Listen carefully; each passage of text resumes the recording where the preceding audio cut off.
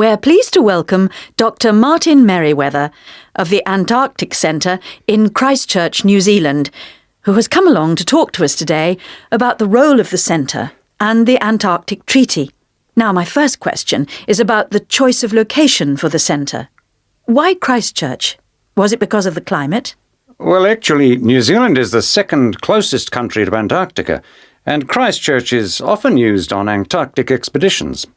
Right, so it's because of where we are, coupled with our historical role. So tell us, what is the main purpose of the centre? Oh, well, we have two complementary roles. One is as a scientific base for expeditions and research, and the other is as an information centre. Tell us something about the role as a scientific base. Well, we're able to provide information about what scientists should take with them to the South Pole.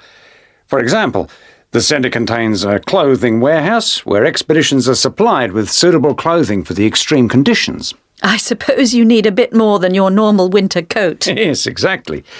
And then there's also the specialist library and mapping services. Right.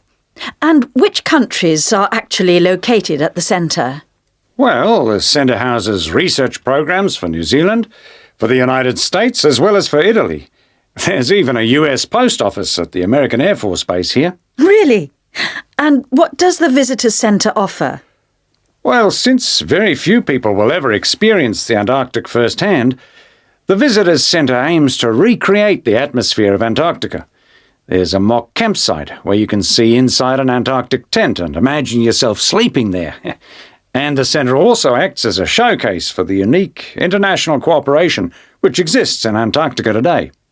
What is it actually like at the South Pole? I know you've been there on a number of occasions. Yes, I have, and each time I'm struck by the awesome beauty of the place. It's magnificent, but you can really only visit it in the summer months. October to March? Yes, because it's completely dark for 4 months of the year. And, in addition, it has to be the coldest place on Earth. Colder than the North Pole? Why is that? Well, unlike the North Pole, which is actually a frozen sea, Antarctica is a landmass shaped like a dome, with the result that the winds blow down the slopes at speeds of up to 150 kilometres an hour. And that's what makes it so cold. Oh. And one other interesting thing is that Antarctica is the driest continent on Earth, surprisingly. And so you have to drink large amounts of water when you're there. How old is Antarctica?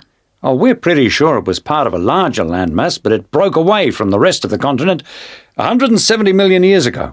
How can you be certain of this? Because fossils and rocks have been discovered in Antarctica, which are the same as those found in places such as Africa and Australia. Amazing. To think that it was once attached to Africa. Now, let's just have a look at the Antarctic Treaty. How far back does the idea of an international treaty go? Well, as far back as the 19th century, when 11 nations organised an international event. When was that exactly? In 1870, and it was called the Polar Research Meeting. And then, not long after that, they organised something called the First International Polar Year. And that took place when exactly? Over 2 years, from 1882 to 1883. But it wasn't until the 1950s that the idea of an international treaty was proposed. And in 1959, the treaty was actually signed. What do you see as the main achievements of the treaty? Well, firstly, it means that the continent is reserved for peaceful use. That's Article 1, isn't it? Yes. That's important, since the territory belongs to everyone. Yes, but not as important as Article 5, which prohibits any nuclear explosions or waste disposal. Which is marvellous. Well, I'm afraid we're going to have to stop there because I'm afraid we've run out of time. Thanks for coming along today and telling us all about the centre and its work.